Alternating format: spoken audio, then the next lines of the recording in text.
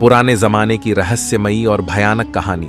प्राचीन काल में दक्षिण भारत के घने जंगलों के बीच एक समृद्ध राज्य था, जहां राजा धर्मवीर और रानी चंद्रलेखा का शासन था। वे न्यायप्रिय थे, लेकिन उनके राज्य में एक पुराना किला था जिसे अशुभ किला कहा जाता था। कहा जाता था कि वहां जाने वाले लोग कभी लौट कर नहीं आते। एक रात राजा धर्मवीर को एक अजीब सपना आया। एक रहस्यमयी आवाज ने कहा, यदि तुम अशुभ किले का रहस्य नहीं सुलझाओगे तो तुम्हारा राज्य बर्बाद हो जाएगा।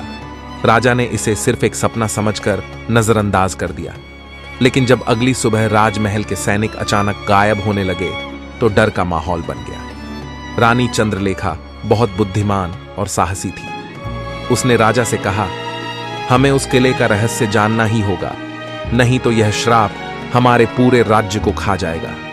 राजा और रानी कुछ सैनिकों के साथ रात के अंधेरे में किले की ओर बढ़े। जैसे ही वे किले में दाखिल हुए, वहां की ठंडी हवाओं और अजीब आवाजों ने उनके शरीर में सिहरन पैदा कर दी। किले के भीतर एक विशाल दरवाजा था, जिस पर खून से लिखी कुछ रहस्यमयी लिपि थी। जैसे ही राजा ने उसे पढ़ने की कोशिश की, एक भयानक आवाज गूंज उठी। अचानक दरवाजा खुद ही खुल गया और अंदर से एक विशाल नागराज निकला। नागराज ने कहा, मैं इस किले का असली राजा हूं। वर्षों पहले मुझे धोखे से मार दिया गया था और मेरी आत्मा इस जगह फंस गई। जब तक मुझे मुक्ति नहीं मिलेगी, यह राज्य चैन से नहीं रहेगा। रानी चंद्रलेखा ने अपनी भक्ति और साहस से भगवान शिव की उपासना की। जैसे ही उन्होंने मंत्रों का जाप किया, नागराज की आत्मा शांत हो गई और किले में छुपा खजाना प्रकट हो गया। राजा और रानी ने वह खजाना राज्य के भलाई के लिए उपयोग किया और नागराज की आत्मा को मुक्त कर दिया।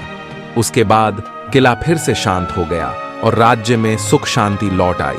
यह कहानी बताती है कि साहस, भक्ति और सत्य के मार्ग पर चलने वालों को हमेशा जीत मिलती है, चाहे कितनी भी बड़ी विपत्ति क्यों ना आ जाए।